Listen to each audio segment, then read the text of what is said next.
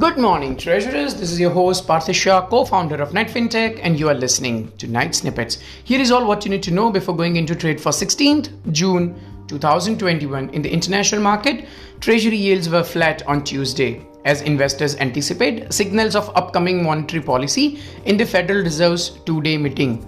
The Fed is not expected to take any policy action in its meeting, though investors will be listening to Powell's comments closely for any signals of the central bank's eventual asset purchase tapering plans. US 10-year closed flat at 151 percentage points and 30-year at 220 percentage points on Tuesday. Watch out, Mr. Powell's commentary on FOMC policy today.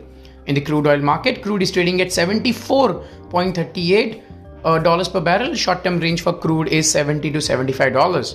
In the currency market, DXY is at 90.55. Today's range for DXY is 89.53 to 90.90.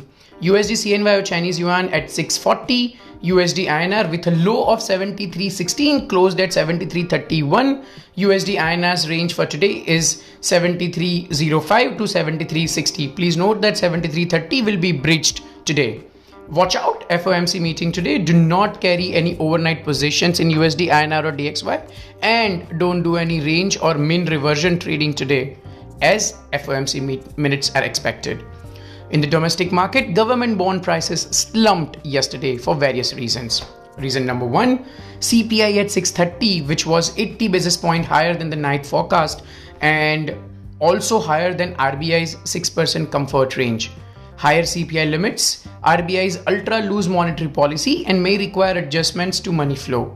Reason number two, 585-2030 outstanding has already reached 1.19 lakh crore. Informal cap is 120. There were some expectations that the informal cap will be increased to 1.5 lakh crore as RBI is holding majority of 585-2030 controlling the benchmark yields. If RBI issues a new benchmark, it would be difficult to control the yields and will have to wait for at least 4 issuances or auctions. But so far, there have been no announcements of increasing informal cap. Hence, traders are liquidating their 585-2030 positions before it is illiquid. Reason number 3 for a fall, 563-2026 is not included in GSEP 1.0 third tranche, which had triggered the sell-off from 549 percentage points. Reason number 4, 664-2035 has run a lot in the past 1 week and hence traders are booking partial profits before GSEP 1.0 third tranche. 563-2026 closed at 564 versus 554 the previous trading day, a whopping 10 basis points fall. 585-2030 closed at 604 versus 6% the previous trading day.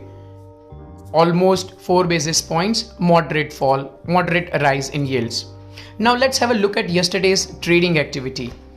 The following were the net sellers: foreign banks rupees 2,652 crores, mutual funds rupees 710 crores, primary dealers rupees 2,833 crores. Remember, rupees 9,975 crore of 585-2030 was devolved on PDs at 599.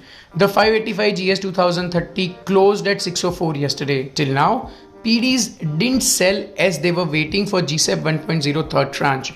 The only savior for the market was public sector banks with net rupees 4,787 crore buying.